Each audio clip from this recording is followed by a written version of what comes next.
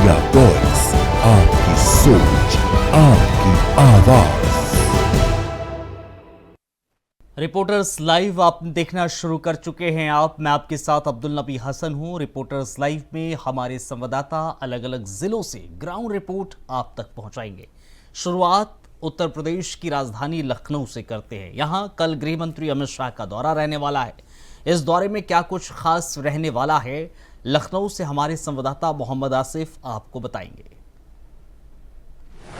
देश के गृह मंत्री अमित शाह के सिपाहियों को नियुक्ति पत्र वितरण कार्यक्रम को लेकर यूपी पुलिस बेहद एक्टिव नजर आ रही है। डीजीपी राजीव कृष्णा ने कार्यक्रम स्थल पर जाकर सुरक्षा व्यवस्था का जायजा लिया। सुरक्षा में कोई चूक न हो, इसको लेकर डीजीपी ने मातहतों को अहम निर्देश भी दिया। दरअसल कल यानी 15 जून को देश के गृह मंत्री अमित शाह राजधानी लखनऊ में होंगे। डिफेंस एक्सपो सेंटर पर सिपाहियों को नियुक्ति पत्र वितरण का कार्यक्रम आयोजित किया गया है, जहां पर गृह मंत्री अमित शाह 60,244 सिपाहियों को नियुक्ति पत्र वितरित करेंगे। इस दौरान कार्यक्रम में सीएम योगी आदित्यनाथ समेत कई तमाम हस्तियां मौजूद रहेंगी। कार्यक्रम की सुरक्षा को लेकर आज डीजीपी राजीव कृष्णा कार्यक्रम स्थल पहुंचे, जहां पर उन्होंने बारीकी से सुरक्षा व्यवस्था का जायजा लिया। कहीं कोई चूक न रह जाए, इसको लेकर डीजीपी राजीव कृष्णा ने मातहतों को अहम दिशा निर्देश दिया। डीजीपी राजीव कृष्णा ने बताया कि कार्यक्रम को लेकर बेहद पुख्ता और सुरक्षित इंतजाम किया गया है। कार्यक्रम स्थल पर एलआईयू भी पूरी तरह से एक्टिव रहेगी और साथ ही साथ खुफिया एजेंसी भी पूरी तरह से अलर्ट मोड पर रहेंगी। डीजीपी राजीव कृष्णा ने बताया कि सुरक्षा में कोई चूक न हो, इसके लिए वह खुद कार्यक्रम स्थल पर पहुंचे हैं। सहयोगी इसरार के साथ आसिफ बेग, इंडिया वॉइस, लखनऊ। असम के मुख्यमंत्री हेमंत बिस्वा शर्मा ने देखते ही गोली मारने के आदेश दिए हैं। आखिर किसे देखते ही गोली मारने के आदेश दिए हैं, लखनऊ से हमारे संवाददाता मोहम्मद आसिफ आपको बता रहे हैं। असम सरकार के गोली मारने वाले आदेश को लेकर मुस्लिम धर्मगुरु शहाबुद्दीन रजवी भड़क उठे हैं। मौलाना ने कहा कि यह अल्पसंख्यक और मुसलमानों के खिलाफ बड़ी साजिश है। मौलाना ने केंद्र सरकार से हस्तक्षेप करने की भी मांग कर डाली है। दरअसल असम में धार्मिक स्थलों पर तोड़फोड़ को लेकर विवाद बढ़ता दिख रहा है, जिस पर असम के मुख्यमंत्री हेमंत बिस्वा शर्मा ने आदेश दिया है कि उपद्रवियों को देखते ही गोली मार दिया जाए। कहा गया है कि खास धर्म के लोग धार्मिक स्थलों पर तोड़फोड़ कर रहे हैं। असम सरकार के मुख्यमंत्री के इस आदेश के बाद ऑल इंडिया मुस्लिम जमात के राष्ट्रीय अध्यक्ष मौलाना शहाबुद्दीन रजवी ने बड़ी प्रतिक्रिया दी है। मौलाना शहाबुद्दीन रजवी ने कहा कि एनआरसी के जरिए अभी तक साजिश कर अल्पसंख्यकों को असम से भगाने की कोशिश की गई है। अब धार्मिक स्थलों पर तोड़फोड़ का बहाना बनाकर मुसलमानों को भगाने का प्रयास किया जा रहा है।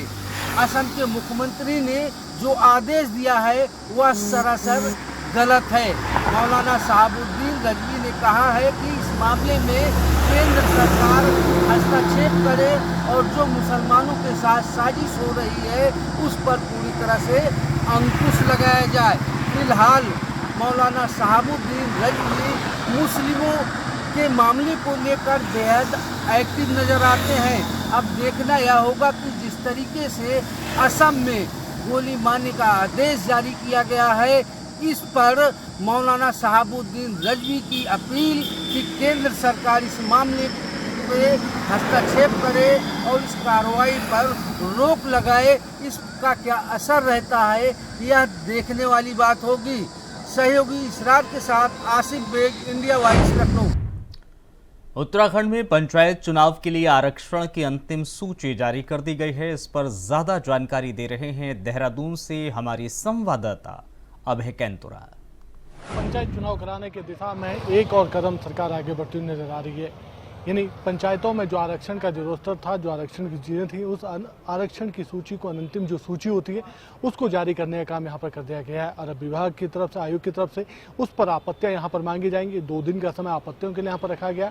आपत्तियों के निस्तारण के बाद यही सूची आगे तरह से आयोग की तरफ से तय की जाएगी और जनपदों में इसको भेजने का काम किया जाएगा और फिर जिला अधिकारी इस सूची को जारी करने का काम यहाँ पर करेगा। ये कहा जा सकता है कि जुलाई में जिस पंचायत चुनाव कराने के बाद सरकार कर रही है, जो दावा सरकार तब से किया जा रहा है, उस दिशा में जो कदम आगे बढ़ रहे हैं वो पुख्ता कदम यहाँ पर बढ़ते नजर आ रहे हैं। और ये कहा जा सकता है कि तय समय पर पंचायत चुनाव होते हुए नजर आएंगे और जल्द ही छोटी सरकारों का जो चुनाव का जो ऐलान होगा वो सरकार और आयोग की तरफ से करता हुआ नजर आएगा। बीजेपी और कांग्रेस दोनों ही दावे कर रहे हैं, तैयारियां भी पूरी कर रहे हैं और अब ऐसे में समझा जा सकता है कि इन आपत्तियों के बाद जब जैसे ही आरक्षण की सूची जारी होगी फिर इस दिशा में एक और कदम बढ़ते हुए नजर आएंगे और पंचायत चुनाव भी जल्द हो पाएंगे। कैमरामैन के साथ अभय कैंतुरा, इंडिया वाइस, देहरादून।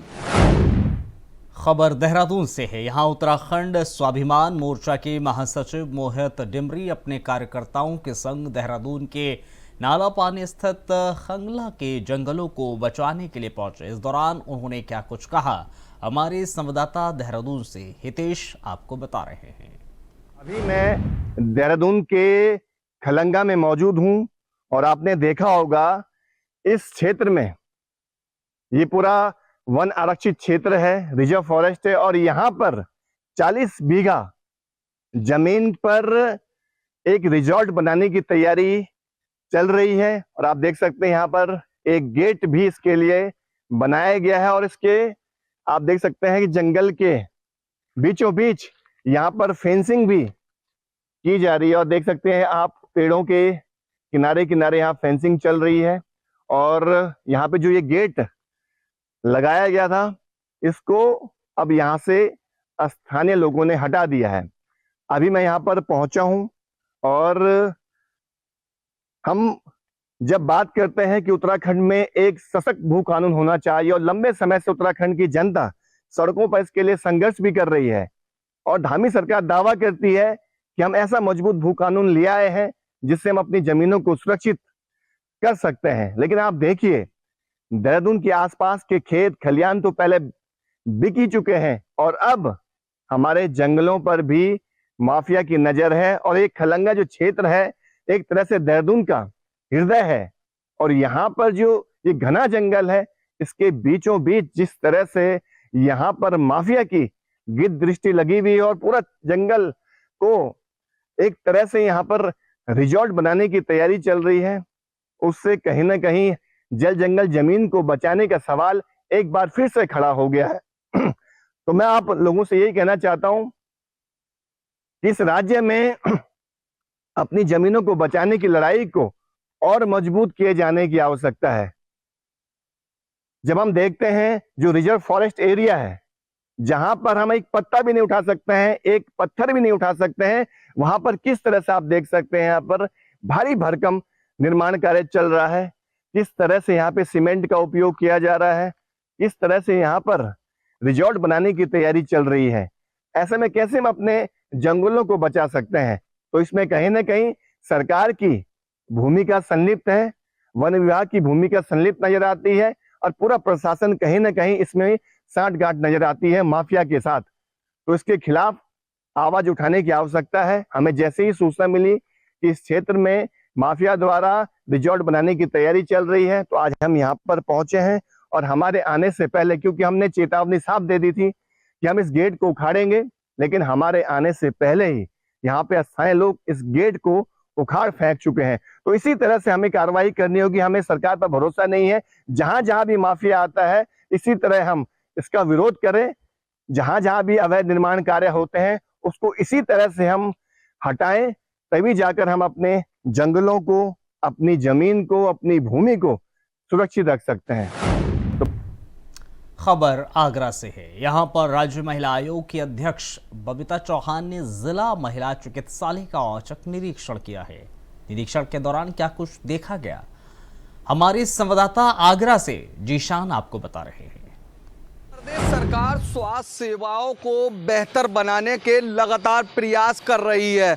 वहीं आज उत्तर प्रदेश महिला आयोग की अध्यक्ष बबीता चौहान आगरा के जिला महिला चिकित्सालय पर औचक निरीक्षण करने पहुंची, जहां पर अव्यवस्थाओं का अंबार देखा गया। वहीं उन्होंने आज जिला अस्पताल का निरीक्षण किया। उन्होंने तमाम ऐसी खामियां देखी जहां पर जो भीषण गर्मी है, भीषण गर्मी में मरीज और तीमारदार हॉस्पिटल में एडमिट हैं और तमाम तीमारदार भी बदहाली का शिकार हो रहे हैं। जिसके बाद बबीता चौहान ने सख्त लहजे में जो सीएमएस हैं उनको दिशा निर्देश भी दिए हैं, क्योंकि तमाम ऐसी अव्यवस्थाएं देखी गई, लिफ्ट खराब हो रही है और तमाम ऐसी चीज़ें थी जो बबीता चौहान ने सख्त लहजे में दिशा निर्देश दिए हैं। वहीं उनका साफ तौर से कहना है, जिस तरीके से उत्तर प्रदेश सरकार के मुख्यमंत्री योगी आदित्यनाथ लगातार स्वास्थ्य सेवाओं को बेहतर बनाने का प्रयास कर रहा है, लेकिन कहीं ना कहीं आगरा का जो जिला महिला चिकित्सालय है वहाँ पर बदहाली का आलम है। तो कह सकते हैं कि बबीता चौहान ने वहाँ भीषण गर्मी को देखते हुए कई कूलरों की व्यवस्थाएं तत्काल कराई और सीएमएस को दिशा निर्देश भी दिए। अपने सहयोगी शोएब के साथ जीशान अहमद, इंडिया वॉइस, आगरा। खबर बदायूं से है। यहाँ स्ट्रेचर और डॉक्टर के अभाव में मरीज तड़प रहे हैं। मरीज को गोद में ले जाते हुए एक वीडियो सोशल मीडिया पर वायरल हो रहा है। पूरा मामला क्या है, बदायूं से हमारे संवाददाता विनय कुमार आपको बता रहे हैं। बदायूं में एक स्ट्रेचर और डॉक्टर के अभाव में घंटों एक मरीज तड़पता रहा, जिसका एक वीडियो सोशल मीडिया पर वायरल हो रहा है। वहीं आपको बता दें कि पूरा मामला बदायूं जनपद के दातागंज कोतवाली क्षेत्र के समरेर सीएचसी का बताया जा रहा है, जहां स्ट्रेचर के अभाव में परिजनों के द्वारा कंधे से उठाते हुए मरीज को, घायल मरीज को ले जाया जा रहा है। वहीं परिजनों के अनुसार घंटों मरीज के तड़पने के बाद डॉक्टरों ने डॉक्टर इलाज के लिए पहुंचे थे और वहां डॉक्टरों ने प्राथमिक उपचार के बाद मरीज को रेफर कर दिया है। बताया जा रहा है कि एक टेम्पो पलटा था जिसमें आधा दर्जन लोग घायल हुए थे, जिसमें 3 की हालत गंभीर थी, जिन्हें एम्बुलेंस के द्वारा सीएचसी समरेर पर भर्ती कराया गया था, जहां ना डॉक्टर था ना कोई स्टाफ था। स्टाफ के अभाव में घंटों मरीजों को तड़पना पड़ा था। वहीं परिजनों के हंगामा करने के बाद डॉक्टर और स्टाफ वहां पहुंचा, जिसके प्राथमिक उपचार के बाद मरीजों को रेफर कर दिया गया। वहीं जिसका एक वीडियो सोशल मीडिया पर तेजी से वायरल हो रहा है। इंडिया वॉइस के लिए बदायूं से विजय कुमार। खबर बलिया से है। यहाँ उत्तर प्रदेश पुलिस भर्ती में चयन अभ्यर्थी गृह मंत्री अमित शाह और उत्तर प्रदेश के मुख्यमंत्री योगी आदित्यनाथ के हाथों नियुक्ति पत्र लेने के लिए बलिया से लखनऊ गए। इस खबर पर और ज्यादा जानकारी बलिया से हमारे संवाददाता करुणेश पांडे आपको दे रहे हैं। 87 पुलिस भर्ती चयनित में अभ्यर्थी आज लखनऊ के लिए रवाना हो गए। मैं आपको बता दूं कि बलिया जनपद से 1238 पुलिस भर्ती में अभ्यर्थी चयनित हुए थे, लेकिन कुछ अभ्यर्थियों का वेरिफिकेशन रुक जाने की वजह से 1087 बच्चे जो है वह आज लखनऊ 25 बसों के द्वारा रवाना हुए। मैं आपको बता दूं कि वह बच्चे कल लखनऊ में गृह मंत्री अमित शाह और मुख्यमंत्री के द्वारा वह नियुक्ति पत्र प्राप्त करेंगे। आपको बता दें कि आज पुलिस अधीक्षक बलिया जो है उन्होंने 25 बसों के द्वारा वो सभी बच्चों को जो 1087 बच्चे हैं उनको रवाना किया और बताया कि ये बच्चे सुल्तानपुर में आज जा करके रुकेंगे। कल जो है सुबह वो लखनऊ पहुंचेंगे और वहां पे गृह मंत्री और मुख्यमंत्री के द्वारा वह नियुक्ति पत्र प्राप्त करेंगे।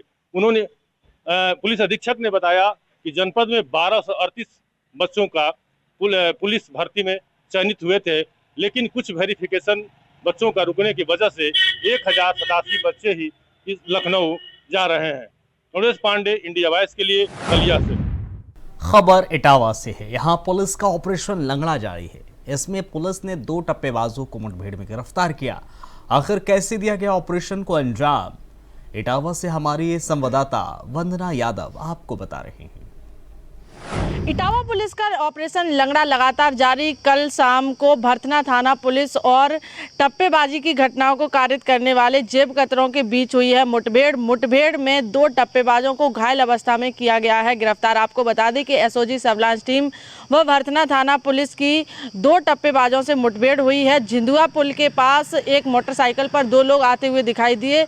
जब उन्हें रोकने का प्रयास किया तो दोनों ने पुलिस टीम पर फायरिंग कर दी। जवाबी फायरिंग में दोनों के बाएं पैर में गोली लगी है और दोनों को घायल अवस्था में गिरफ्तार किया गया है। वहीं पर एसएसपी इटावा ब्रजेश कुमार श्रीवास्तव द्वारा बताया गया है कि 10 जून को आड़तिया सुभाष चंद्र से लिफ्ट लेकर ये उनकी बाइक पर बैठे थे और जेब में रखे करीब 1 लाख रुपए टप्पेबाजी के तहत चुरा लिए थे।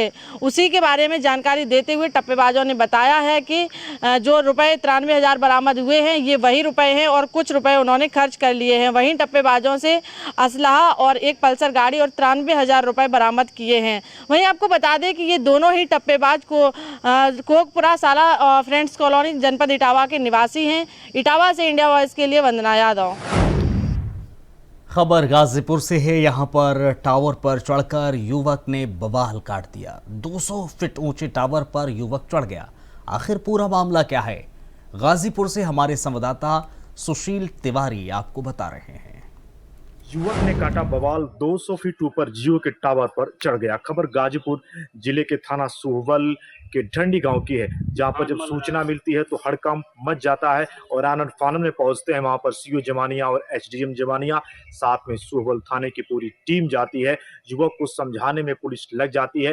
दरोगा बिंद ने यह आरोप लगाया कि वहीं पर चंडी माता का मंदिर है, पीछे जो तालाब है उसी तालाब में मछलियां थी जिसकी वो देख रेख करता था, लेकिन किसी ने उस मछलियों को निकाल लिया है जिसकी कीमत उसने बताई 30,000 के ऊपर। पुलिस मेरी नहीं सुन रही है, उसने पुलिस से गुहार लगाई और पुलिस जब नहीं सुन रही थी तो उसने कहा कि वो टावर पर चढ़ गया, काटा बवाल। अधिकारियों के हाथ पांव फूल गए, अधिकारी उसको मनाने में लग गए और अधिकारियों ने कहा कि आपकी बात को सुना जाएगा और अधिकारियों ने दिया न्याय का भरोसा। तब नीचे उतरा दरोगा बिंद और उसने कहा कि मुझको न्याय चाहिए। इंडिया वॉइस के लिए सुशील तिवारी, गाजीपुर। खबर जौनपुर से है। यहाँ पर रिटायर्ड रेलवे स्टेशन अधीक्षक के घर डकैती करने का मामला सामने आया। आखिर क्या है पूरा मामला, हमारे संवाददाता विवेक जौनपुर से आपको बता रहे हैं। एक मकान पर बदमाशों ने धावा बोलकर नकदी सहित लाखों रुपया लूटकर फरार हो गए।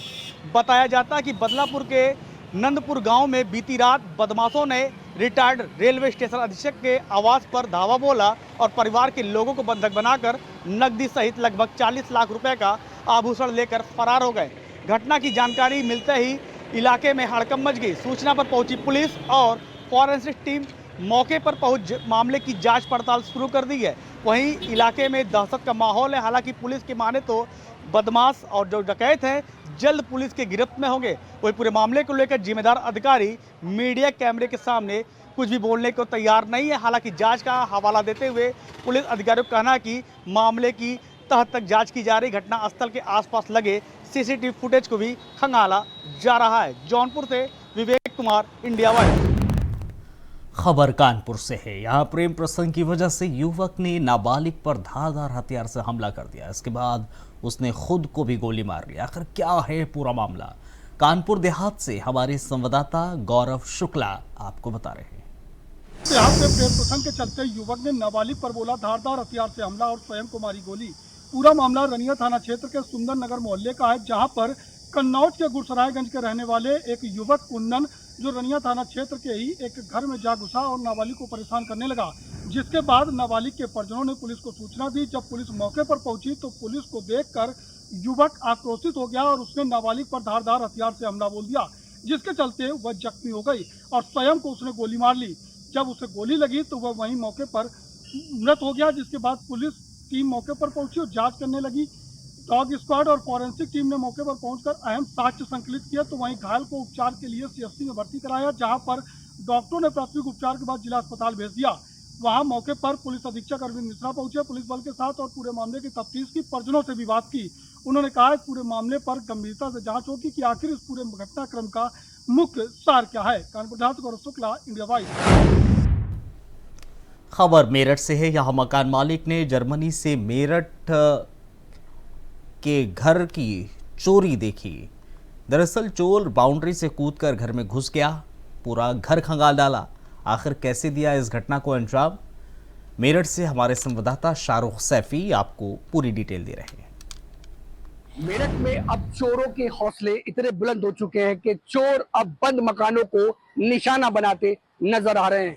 ऐसा ही मामला एक थाना गंगानगर क्षेत्र के राधा गार्डन शांति पार्क का बताया जा रहा है, जिसमें चोर बंद मकान को निशाना बनाते हुए दीवार फांदकर अंदर घुसे और आधे घंटे तक उन्होंने दरवाजे तोड़े और तोड़ने के बाद वहां से कीमती सामान चुराकर वहां से आराम से निकल गए।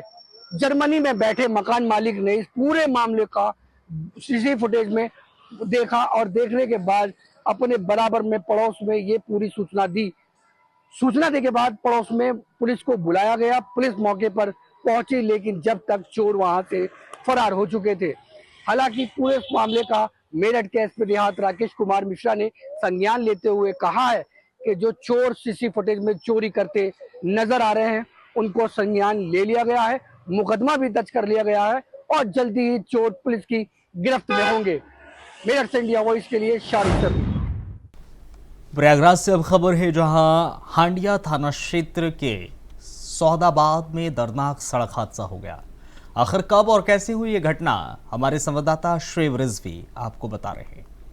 प्रयागराज के हंडिया इलाके में एक दर्दनाक घटना से लोगों को झकझोर दिया। दरअसल एक डंपर बालू लदा हुआ था, जो वहां से डंपर जो है बालू को अनलोड कर रहा था। इसी बीच वो डंपर पलट गया और वहां से गुजर रहा एक जो टेम्पो है उस पर वो पलट कर गिरा, जिसकी वजह से जो टेम्पो में सवार लोग थे उसमें 3 लोगों की मौके पर ही दर्दनाक मौत हो गई, जबकि एक घायल है जिसे अस्पताल में भर्ती कराया गया है। इस घटना के बाद लोग वहां पर मदद के लिए पहुंचे। जब तक कि डंपर को के नीचे जो टेम्पो था उसको हटाया और निकाला गया, तब तक वहां पर जो टेम्पो में सवार 3 लोग थे उनकी मौके पर ही मौत हो गई। पुलिस टीम ने पहुंच करके शव को कब्जे में लेकर के पोस्टमार्टम के लिए भेज दिया। हालांकि जो टेम्पो चालक है और वहाँ पे जो घायल है उनको अस्पताल ज़रूर भेज दिया गया है।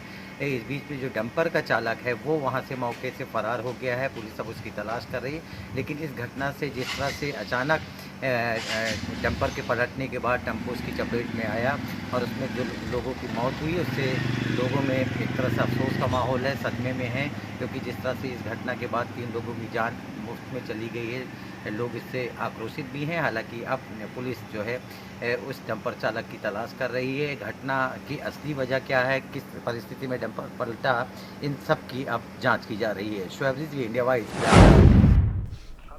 खबर रायबरेली से है, यहां पर दबंगों ने युवक को तालिबानी सजा दी है। आखिर क्या है पूरा मामला, बता रहे हैं हमारे संवाददाता राजू तिवारी। रायबरेली में मानवता को तार तार करने वाला एक वीडियो सोशल मीडिया पर वायरल हुआ है। बता दें कि वीडियो में एक युवक को पेड़ में रस्सी के सहारे बांधा जाता है और उसको तालिबानी सजा दी जा रही। बता दें कि वीडियो में लगभग आधे दर्जन से अधिक लोगों के द्वारा युवक को रस्सी से पेड़ में बांधा गया है और उसको तालिबानी सजा दी जा रही। पूरा वीडियो रायबरेली जिले के लालगंज कोतवाली क्षेत्र के पिलखा गांव का बताया जा रहा है। बता दें कि जानकारी के अनुसार युवक एक गांव में आम बेचने गया था और इतने में ही कुछ लोगों द्वारा युवक को तालिबानी सजा दी जा रही है। आखिर किस आधार पर ऐसे लोगों के द्वारा जो पेड़ में बांधा गया है और ये सजा दी जा रही है, किस आधार पर दी जा रही है? क्योंकि साफ तौर से कहा जा सकता है कि इस वीडियो में जो युवक है उसको पेड़ में रस्सी के सहारे बांधा गया है और पूरी तरह से युवक बेबस नजर आ रहा है। आखिर ऐसे लोगों पर रायबरेली पुलिस क्यों नहीं शिकंजा कस रही है?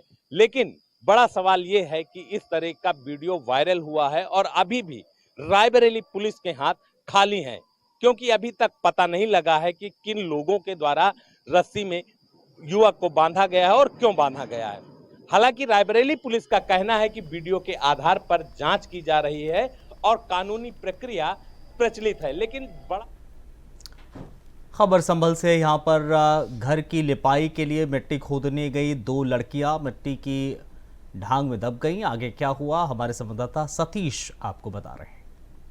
मिट्टी खोदने गई 2 किशोरियों को दबकर के एक किशोरी की मौत हो चुकी है, दूसरी की हालत गंभीर है, जिसे हाई सेंटर रेफर कर दिया गया है। हम आपको बताते चलें कि पूरा मामला जनपद संभल के धनारी थाना क्षेत्र का है, भीकमपुर गांव का है, जहां मिट्टी खोदने गई लिपाई पुताई के लिए दो किशोरियों ने जब मिट्टी खोदते समय बताया जा रहा है कि जो तालाब है उसकी ढांग कमज़ोर थी, इसी को लेकर के मिट्टी वहाँ खोद रही थी तो ढांग उनके ऊपर गिर गई।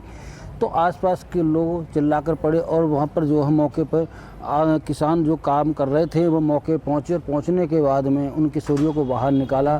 किसी ने पुलिस को सूचना दे दी गई, पुलिस मौके। खबर सीतापुर से है, जहां शारदा नदी में डूबे 4 बच्चों के शव बरामद कर लिए गए हैं। खबर पर ज्यादा जानकारी दे रहे हैं हमारे संवाददाता नंद किशोर नाग। शारदा नदी में नहाने गए 4 बच्चों की डूबने से दर्दनाक मौत हो गई। ऐसी हृदय विदारक घटना की सूचना आग की तरह लोगों में फैल गई। देखते ही देखते मौके पर क्षेत्रीय विधायक विनोद शंकर अवस्थी और धौरारा एडीएम भी मौके पर पहुंच गए, जिनके निर्देशन में स्थानीय गोताखोरों ने सर्च ऑपरेशन चला करके 2 शवों को शाम में बरामद कर लिया था। हालांकि 2 शव लापता बताए जा रहे थे, जिनकी तलाश के लिए एनडीआरएफ टीम को भी मौके पर बुलाया गया था। रात हो जाने के चलते खबर सिद्धार्थनगर से, यहां पर शादी टूटने से नाराज युवक ने युवती का गला रेत दिया। आखिर क्या है पूरा मामला, राकेश यादव हमारे संवाददाता आपको बता रहे हैं। शादी टूटने की वजह से एक युवक ने एक युवती का गला धारदार हथियार से रेत दिया। अब उसकी हालत गंभीर बताई जा रही है। पिता ने तहरीर देकर थाने में शिकायत की है और उसकी गिरफ्तारी के लिए पुलिस जुट गई है। मामला सिद्धार्थनगर जिले के लोटन थाना क्षेत्र के तरघौना का है, जो कि शादी टूटने की वजह से युवक ने सो रही युवती का धारदार हथियार से हमला कर दिया, जिसकी वजह से लड़की जो कि उसके गले पर लगा वो चाकू, उसकी हालत गंभीर बताई जा रही है और उसे गोरखपुर मेडिकल कॉलेज के लिए रेफर कर दिया गया। आपको बताते चले कि इसका विवाह जहां तय हुआ था, ये युवती महाराजगंज की रहने वाली थी, महाराजगंज के पकनिया गांव की। जब युवक ये सुना कि शादी टूट गई तो वो मौके पर पहुंचा रात में और धारदार हथियार से युवती के गले पे हमला कर दिया, जिस तरह से वह बुरी तरह घायल हुई और उसका इलाज गोरखपुर मेडिकल कॉलेज में चल रहा है। पुलिस जांच में जुटी है और आगे की कार्रवाई में पुलिस जुट गई है। सिद्धार्थनगर से Rakesh Yadav, India.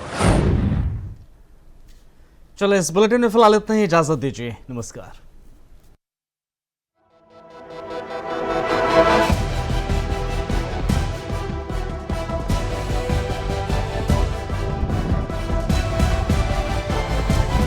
India voice, आपकी सोच, आपकी आवाज।